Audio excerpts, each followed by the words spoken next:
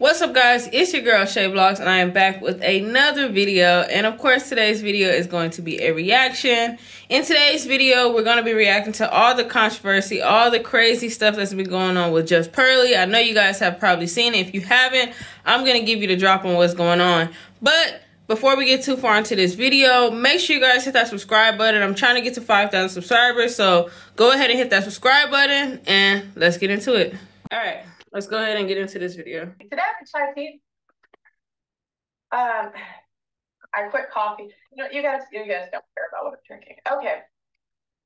Today, I'm going to be addressing typical white woman distractions. Okay, pay attention. Addressing the Nick Fuentes situation. Yeah, I know why you guys are here. Okay. So. I want to first say I take full accountability for everything that happened. Everything that happens in life, as I say to the girls at my show, is my own fault. The fact that people are making these videos is my own fault. And the situation that I'm in is my own fault. Now, I'm going to give you guys an explanation and give you guys context for some of the conversations that were had. Just know it's not an excuse. It's my own fault. I take full accountability. So the first thing is, why did you have Nick on? The reasoning behind having Nick Fuentes on was because I heard that he was on the no-fly list and he lost his bank account. Now, from your point of view, you would think, why would you invite someone on that's on the no-fly list, right? That would be a bad. Well, he's not anymore. That's how he flew, but he was. So I was more just curious why this man was banned and everything. Now, I've seen a lot of videos that said I'm way dumb or I'm playing dumb. And I'll tell you what I knew and what I didn't know. So I did know that he was a known racist. I did know he was. Okay, stop right there. One, she already said everything that is going on in this video, and the reason why she's getting all this controversy, all of it is her fault, right? She knows that. She then said that she knew ahead of time that he was a known racist, okay?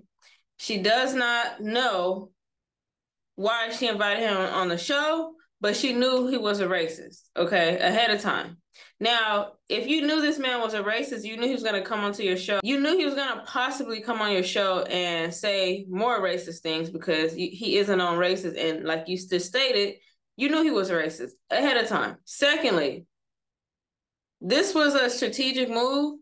You knew this guy was a racist, and just so happened that on this day that you invited a known racist on the show to talk about what exactly? You strategically had none of your black cast there. There was nobody there. There was no Jackie, no Sarah. There was nobody. There was nobody in your cast that was black. So you strategically did not invite these people who were black, African-American, African, Jamaican, of color people. You strategically did not invite them on your show. So you knew what you were doing ahead of time. You planned this out. So let's just keep going. I didn't know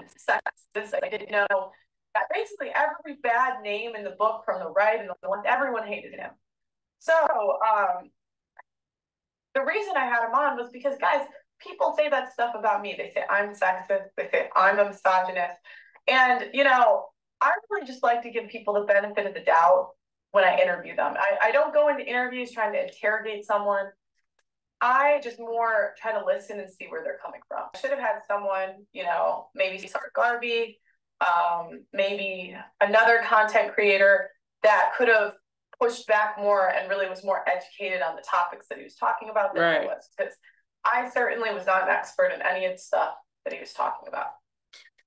And her as a content creator and being on such a large platform that she has, I feel like this was really mishandled. She should have had someone who, like she said, was black or African, of African descent, on the channel when she filmed this episode so that they can educate her and Nick about these topics.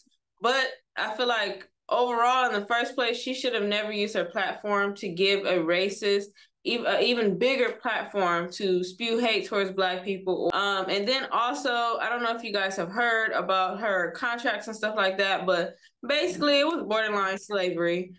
She takes 70% of your earnings. You only get 30% of your earnings when you sign a contract, and that period of time of the contract length was about 3 years. So she basically had these Black creators working for her on her channel, on their own channel. And when they get their YouTube check, they are to give her 70% of their YouTube check and their YouTube revenue. And they're, as a creator who did the work, who did the videos and everything, they only get 30%. So borderline slavery. I did remove the interview. I, again, did not think through a lot of the repercussions of posting that, so I just removed it. If you do want to see the full interview, Obsidian did react to it. That's on his channel. The intention was not, I guess, to hide it. It was just, this might not have been the best move. I'm just going to remove it now. So again, racism has no place in society, and I do take accountability for bringing him on. I wrote down some of the complaints that people have. So if I look this way, it's just because racism has no place in society, but you brought a racist on to speak about more racist things.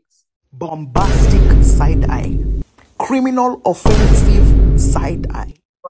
I made bullet points of everyone's concerns, and I'm just addressing them. Okay.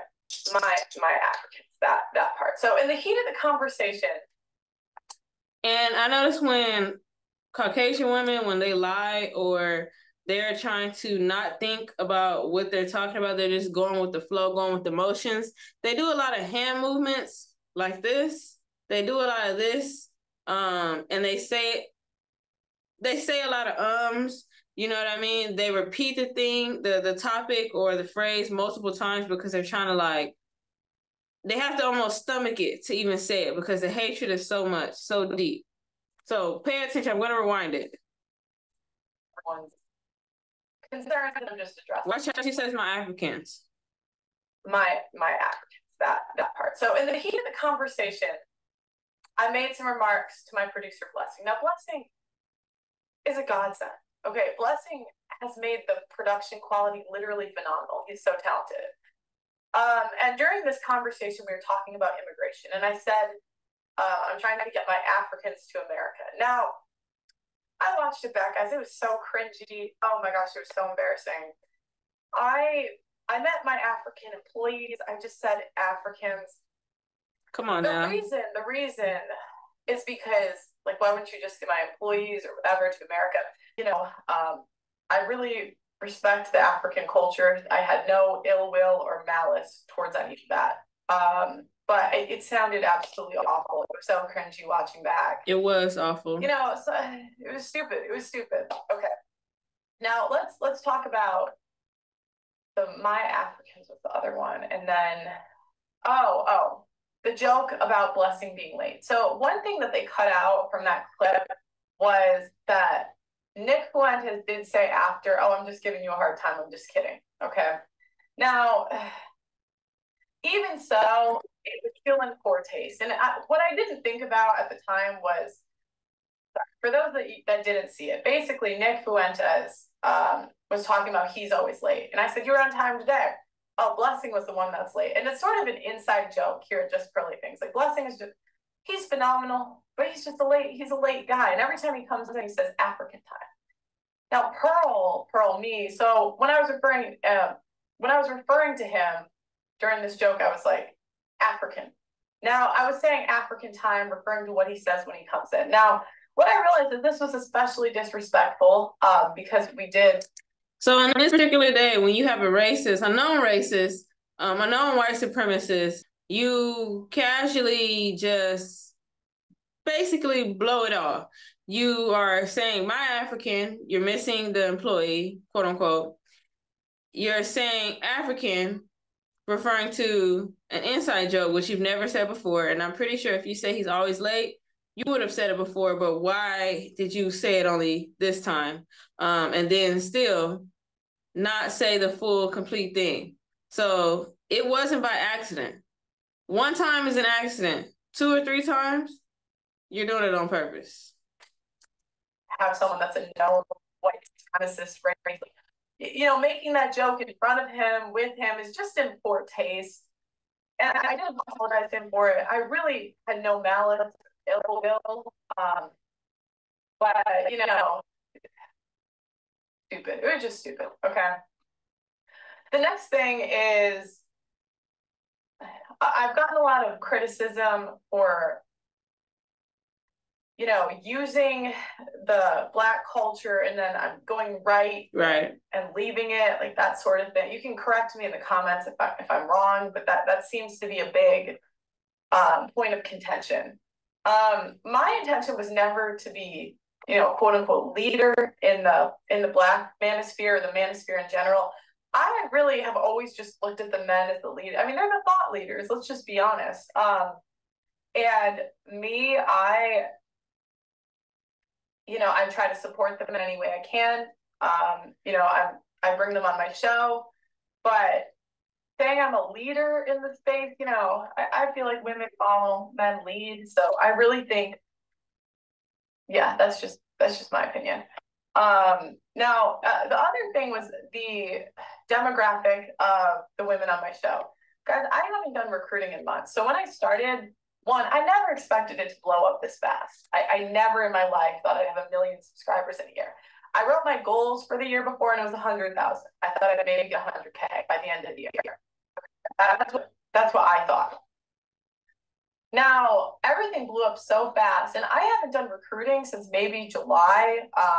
The only time I have is maybe to help out if we're low on a show. So like, or if there's a really big panel like the Andrew Tate panel, I handpicked everyone that was on that. But in general, guys, I really don't recruit. I think one reason that there have been so many Black people on the show is because the recruiter that I picked was Nigerian. And he just had the type of job that he could recruit while he went on the job. And he knew a lot of people. He was already in the podcast. So basically what she's saying, long story short, is that majority of the people who work for her employees are African or of African descent. And she does not know how to speak to Africans or Black people. She's insensitive when it comes to that. She does not know too much about slavery. She does not know too much things about racism. She's not an expert in anything Black, but somehow majority of the people who work for her are Black. Majority of the people who she has signed on this borderline slavery contract are Black. So I'm really confused as to how you don't know anything or you're ill-educated in a lot of these Black things. Doesn't make sense. White people love to make excuses when they get caught up in things like this. And you can notice a lot of the time she's not even looking on the camera. She's looking like this. She's over there. And she said the notebook was on that side. So why are you looking on the other side? It's because it's disassociation. Now, this was the part that was probably the dumbest part of the whole interview. This was the stupidest, the dumbest. Oh, this was stupid. So I said that slavery was embellished in the interview. Now that not only is that comment insensitive, it's not accurate. There were things in slavery that were worse than what was shown on TV. What I was referring to, I don't even want to tell you guys what I was trying to say because it wasn't what came out and it doesn't even matter. Again, if you watch the full thing, I was more referring to the system of using atrocities to control people. That's what I was trying to say. But to say that it wasn't, that it was embellished is, oh gosh, so stupid, insensitive. But this is not the first insensitive and stupid comment she's made towards slavery. Before, when she was actually in Sarah Garvey's video, she actually said that she believes that reparations are stupid, that people should not get reparations. And you know, reparations are for when Black people refer to reparations, or if you say it now, you think about African Americans, you think about slavery immediately, okay?